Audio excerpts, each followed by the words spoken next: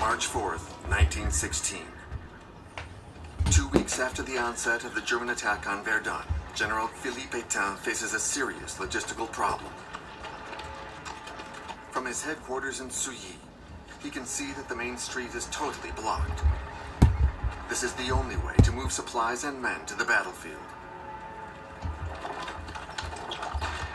Pétain takes decisive measures. For the first time in the history of war, the workhorse is replaced by the engine. Pétain immediately requisitions 4,000 trucks to urgently supply the front with reinforcements that are converging from all over France. Pétain wants to ensure that the men are regularly relayed, so they are physically able to go the distance. From early March 1916 onwards, the number of troops increases from 200,000 to 400,000 men.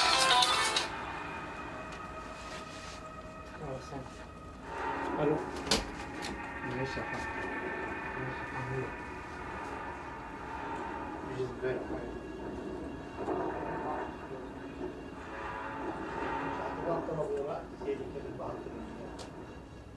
Pétain defines what he refers to as his line of resistance.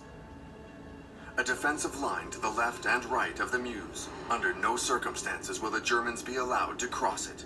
Pétain breaks up the battlefield into sectors and links them together by means of a proper communications network. Through these first urgent initiatives, a measure of confidence is restored in the French camp, but the front line is still hellish. The heavy German cannons keep shelling. Verdun has literally become a duel to the death between the two most powerful armies in history. The German troops are exhausted. Certain units have had no rest since the attack began, but the orders remain the same. Keep moving forward.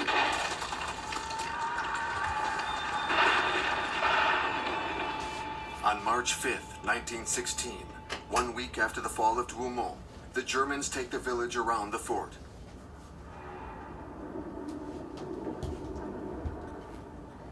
The last French fighters are captured.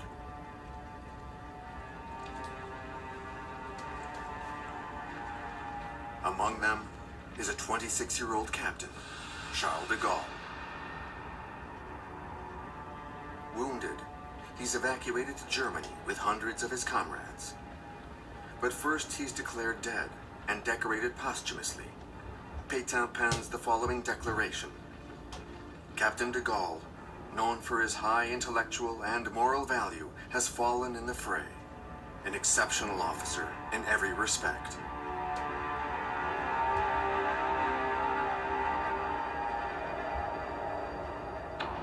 March 6, 1916. A new German assault concentrates on 6 kilometers of front line on the left bank of the Meuse.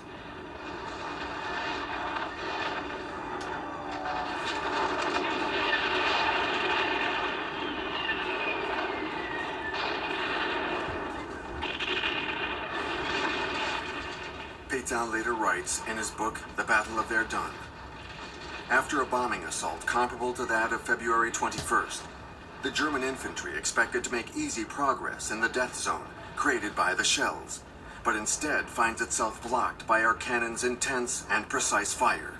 The rampart is holding up.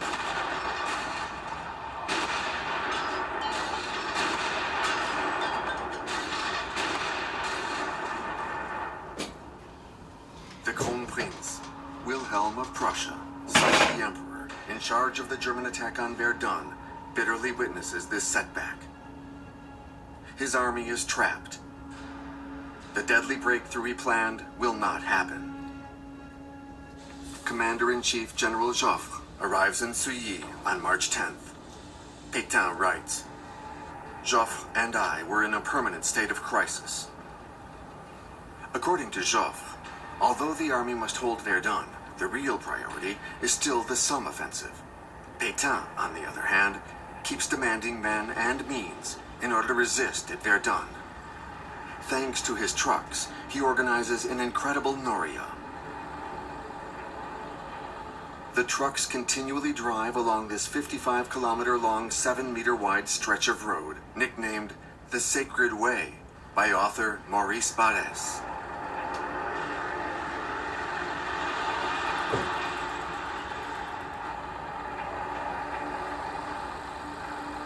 Some drivers stay behind the wheel for up to 75 consecutive hours.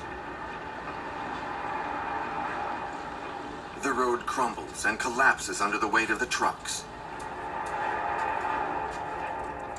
Pétain launches massive roadworks. He opens quarries in order to consolidate and broaden the road. With the help of the territorials, nicknamed granddads, these men are no longer of fighting age, but are capable of carrying out this hard labor. They are assisted by a small army of workers from French Indochina, modern-day Vietnam, which was a colony at the time. These very same Annamites have been hired at the Chateau de Versailles to transform the gardens into a vegetable patch and grow potatoes for the poilus. The army requisitions all livestock. Since the beginning of the war, each soldier has consumed the equivalent of an entire cow. Those 330 kilos of meat are supposed to bring strength and vigor to these men who are subject to such brutal fighting.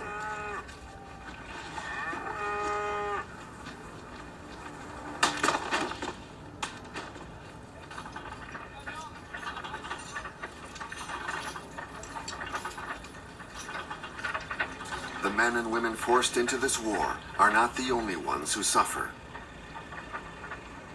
The August 14th call to arms included a general requisition of all animals.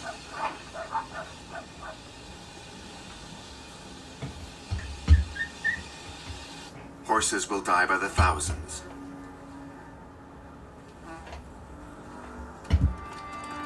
As well as the dogs, trained to transport water, which is in such shortage in Verdun. The older ones are unable to carry munitions.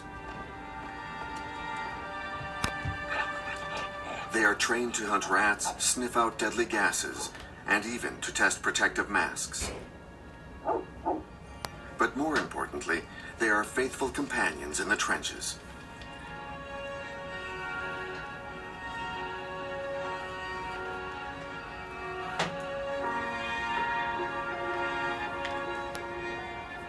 The most famous dog is Napoleon, the Verdun artilleryman's mascot.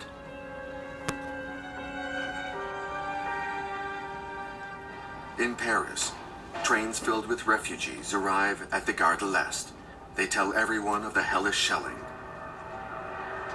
In their own words, they describe droves of German soldiers swarming the Meuse River and the poilus' courageous resistance.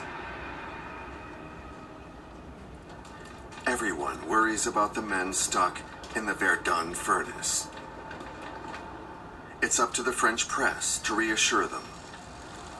The weekly paper with the widest circulation, L'Illustration, devotes an entire section of its March 11, 1916 issue to the man presented as the savior of Verdun. The magazine claims he is a conscientious man, concerned with the well-being of his men.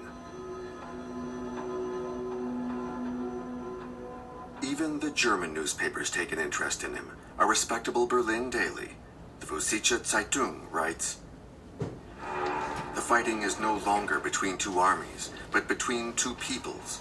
Victory will come down to two factors, will and courage. In this combat with equal quantities of men and equipment, moral superiority is what will make the difference."